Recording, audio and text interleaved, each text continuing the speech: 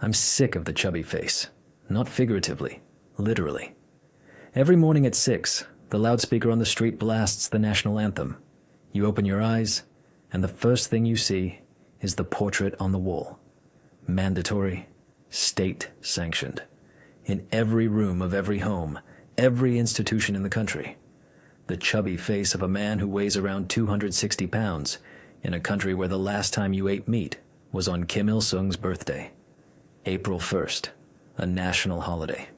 During a food distribution, a fist-sized piece of pork. You still remember its taste. You were 9 years old. It's not normal to remember the taste of food from your childhood. Not because it was special, but because it was the only thing you had. My name is Minjun. I'm 31 years old, a former employee of the DPRK Ministry of Foreign Affairs. Now I'm sitting in an apartment in Seoul with hot coffee, and outside the window there's advertising and cars and people who go wherever they want and eat whatever they want, and no one arrests them for it. It's all real. I checked several times in the first few weeks. I would go outside, walk without a route, without a group, without a security officer, just go wherever my eyes led me. I waited for someone to stop me. No one did. It's still a strange feeling. But first, about the escape. Because you probably pictured it by now. Night, the border, barbed wire, blood on your hands. You're holding on, crawling forward because freedom lies ahead. Beautiful, cinematic, complete idiocy. If you grab the wire on the border between North and South Korea, you'll die. Quickly, quietly, and no one will write an inspiring article about you. The Demilitarized Zone, DMZ, is 4 kilometers wide, 250 kilometers long, riddled with mines, thermal imagers, motion sensors, watchtowers every few hundred meters, and electrified wire. This isn't a metaphor. It's literally electric current.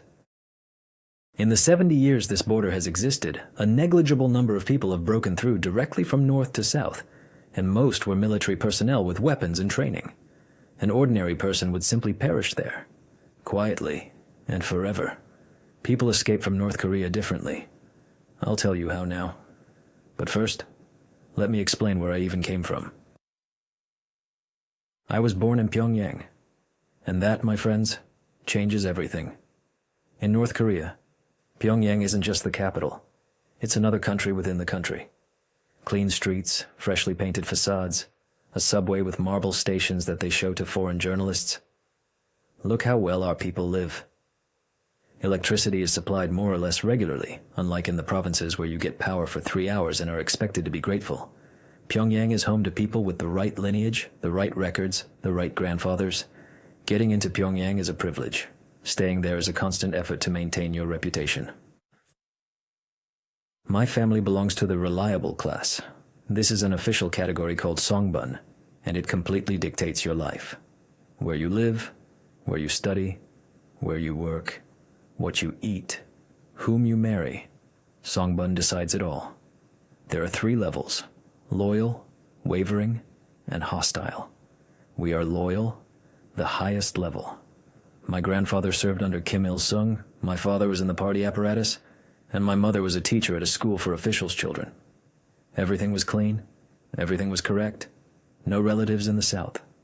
A golden ticket in a lottery where most tickets are losers. What that golden ticket meant in practice: we had an apartment, state-owned, but it was there.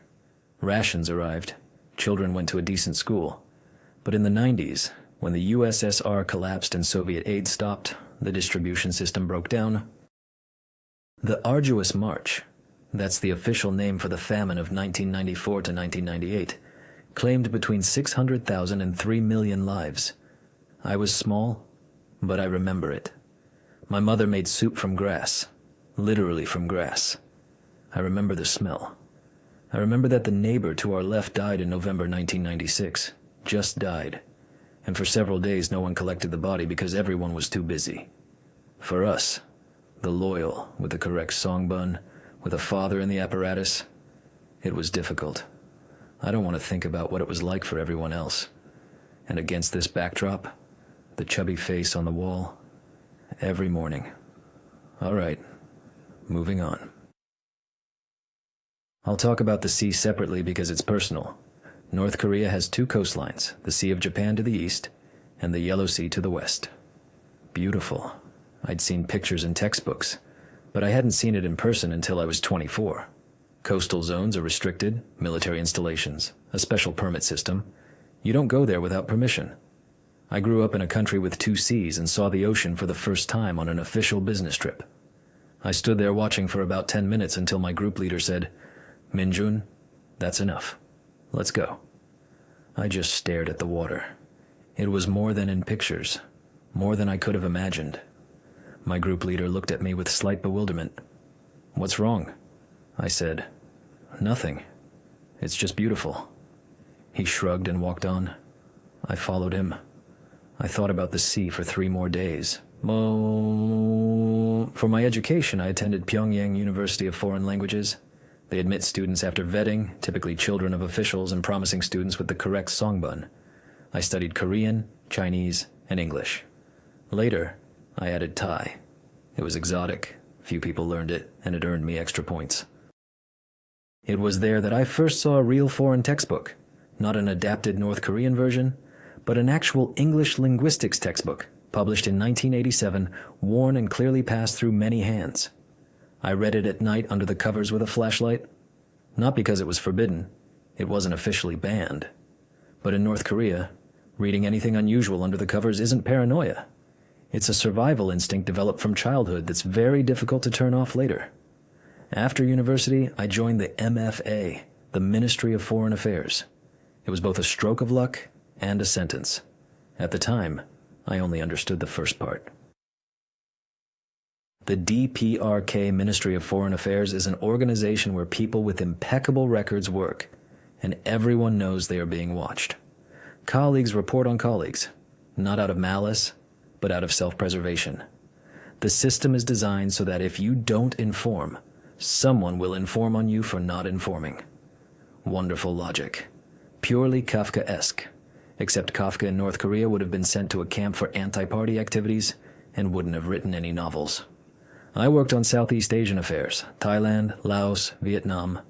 This meant business trips, real ones, abroad. A rare privilege. You travel in a group, always in a group, never alone. There's a security officer with the group. Sometimes you know who it is, sometimes you don't. It's part of the game. You can't go out alone. You can't speak to foreigners without authorization. Technically, you can't watch foreign television, though everyone does because there's a TV in the room and the security officer sleeps at. Night 2. It was 2016. My first business trip to Bangkok. I was 26. We were on a bus from the airport. I looked out the window. Just watched. The streets, the people, the shops. A woman walking alone in shorts, and no one stopped her. A man laughing loudly into his phone without a care. A boy of about 10 eating something on the go. Just walking and eating. Casually, as if food were a given. I looked at that boy and thought about the piece of pork, about the grass soup, about the sea at 24. My colleague next to me, Song Ho, we had worked together for 3 years, nudged me with his elbow. "Minjun, what are you spacing out about?" I said, "Nothing. Just tired." He nodded and turned back to the window. I watched the boy, who had already rounded the corner. The bus kept moving. I didn't decide anything then. Too scared. Not for myself, for my family. This is the system's main hook, not the mine-filled border, not thermal imagers, not execution for escape. It's family. If you defect, your parents, brothers, and sisters can be sent to a labor camp. It's called the 3 generations principle. Punishment extends to the defector's family. This is documented, not a rumor. It's standard practice. It's more effective than any electrified wire. Because most people are willing to risk themselves. Risking your mother, that's different. I thought about it for 2 years. I weighed the options. I watched colleagues who returned from their assignments. They always returned because family was at home, because of the leash, because the system works exactly as intended. And I thought about my sister, Hai Yan, who was 22 then, and had just married a good man from a proper family. And about my mother. And about the grass soup. It was 2018. Something clicked. I can't explain exactly what. I just woke up one morning, looked at the portrait, the chubby face, that same expression, smugness mixed with threat. And I had one simple thought. No. Enough. I can't do this anymore. I can't live in a country where you can't go to the sea alone, where food is a privilege, where fear is the air you breathe from birth, where a smart person reads a textbook under the covers with a flashlight because it's safer that way. I just can't. I made my decision. Then I lived with that decision for another year, planning, calculating, preparing, because I had something most defectors didn't: information. I worked at the MFA, so I knew the routes, understood how diplomatic mechanisms operated in the region, and knew where to purchase assistance. Plus, I had a small amount of cash. I'd been saving little by little from my per diems for 2 years. In North Korea, even small amounts of foreign currency are a violation. But at the MFA, travel expenses pass through you, and with carefulness, you could set something aside. An important point. I didn't go across the river. That's the route for most refugees. The border with China, the Tumen, or Yalu River, crossing with the help of a broker for money, then hiding in China, then making your way further. It's risky, long, and there's a chance that Chinese authorities will catch and deport you back. And deportation back to North Korea means a labor camp at best. I had a different path. A business trip. A planned, work-related trip to Beijing. Trade negotiations. A group of 7 people, including the security officer. I knew who it was. We'd worked together for several years. 3 days, a hotel, everything routine. On the evening of the second day, I approached the security officer. Pak Chol, 40 years old, always serious, a generally good man, and calmly said, "My head hurts, and I'm out of pills. Can I go to the pharmacy? It's just 100 meters down the street." Pak looked at me. I looked at him. We'd known each other for several years. I was a reliable employee with an impeccable reputation, and the pharmacy was 100 meters away. Pak said, "10 minutes." I said, "Thank you." I left, walked past the pharmacy, turned the corner, took a taxi, left. In the taxi, my heart pounded so hard I thought the driver could hear it. My official North Korean phone, I'd left it turned off in the room. Let them think I was sleeping. I had 3 or 4 hours before they started looking. Maybe a little more. Pak wouldn't raise the alarm immediately. He'd knock on the door first, wait, then knock again. That time cost me dearly. Not in money, but in nerves. In Beijing, I had a contact, an ethnic Korean, a Chinese citizen, involved in various dealings, one of which was moving people along desired routes. A broker. I'd reached him through intermediaries back in Pyongyang, several months of careful searching, subtle hints to the right people, part of the money paid in advance through a middleman. He was a professional, without unnecessary emotions.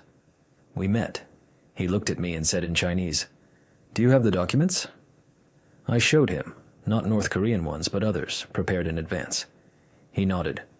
"Let's go." 3 days. Beijing. Train. Laos border. The broker handed me over to another person who then handed me to a third. A chain. Each person knew only their own segment. At the Chinese-Lao border, the customs officer took my documents. He looked for about 5 seconds. I breathed steadily, looked away, thought of nothing. He stamped it. Laos. Vientiane. 2 days in a cheap hotel, rice, waiting. Then Bangkok. Then the South Korean embassy. I arrived, identified myself, asked for asylum. A young employee behind the glass looked at me as if an alien had walked in on a Thursday morning. He said hesitantly, "Please wait." He left. He returned with an older man, a serious face, professional eyes. It was immediately clear this one understood what was happening. He looked at me carefully. He said, "Come with me."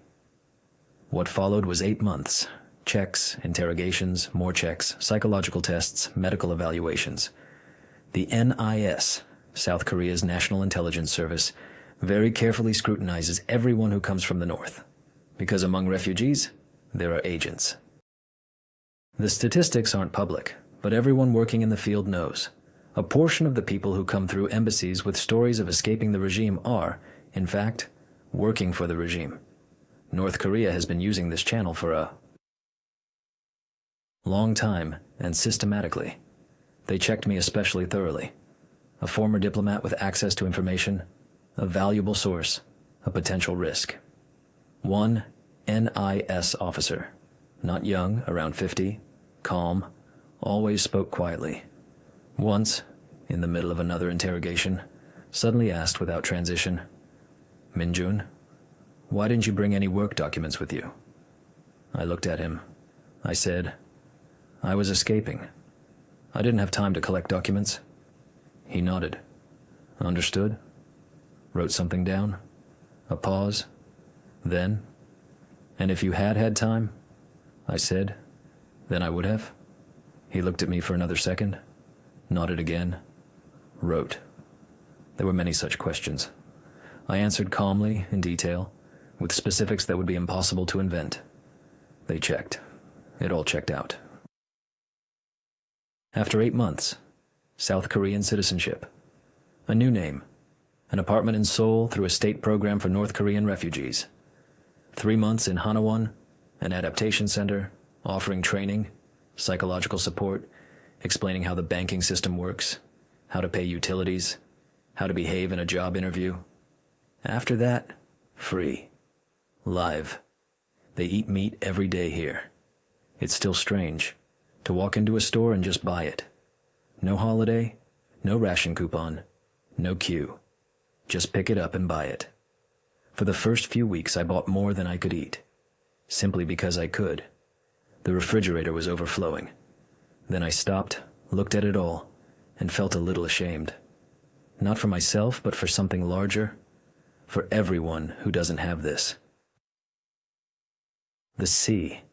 I went a month after moving into the apartment, alone, without permission, without a group, without Pak Chol watching the clock. I took a bus to Incheon, got off at the waterfront. I stood there for a long time, looked at the water. No one told me to leave. And now, what I didn't reveal at Hanawon, what no NIS officer who spent 8 months checking my every word knows. What only I and one person in Pyongyang know. A building on Haebangsan Street, 3rd floor, an unmarked office. I am not a refugee. More precisely, from the perspective of all documents, all bureaucracy, the entire system that vetted me, I am a refugee. 8 months of checks, citizenship, and apartment. Everything is real. Everything is legally clean. But the reason I'm here is different. In intelligence, this is called an illegal. A person who lives in an enemy country under a legal identity, without diplomatic cover, without official status. They just live, work, observe, for years. That man in the unmarked office, Colonel Rai, I've known him for 8 years, approached me 3 years ago, unofficially. We met by chance at an event, started talking, and he invited me for tea. Over tea, he said, "Are you thinking about the future?" I replied, "I am. Do you want to do something important for the country?"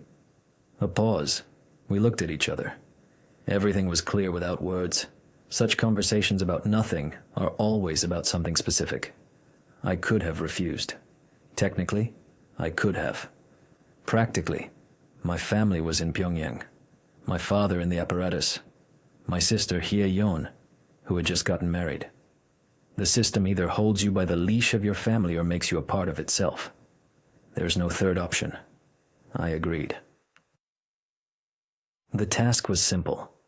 To genuinely legalize myself in South Korea. To use a real route, a real escape through China and Laos, a real application to the embassy, A real 8 months of NIS checks. Everything had to be authentic. Except the objective. Then, to live, work, integrate. And to watch. Listen. Remember. Human intelligence that satellites can't gather. Who is friends with whom in the government? Sentiment in the military? What decision makers say when they think they're not being heard? I'm sitting in an apartment in Morong. The coffee is hot. My South Korean ID card is on the table. Real, with my photo and new name. Outside the window, there's advertising in cars and free people who don't know that the neighbor on the 3rd floor in the corner apartment is me. I no longer see the chubby face on the wall. There are no other portraits here. My family in Pyongyang? They are fine, Colonel Rhee promised. I'm doing my job correctly. For now.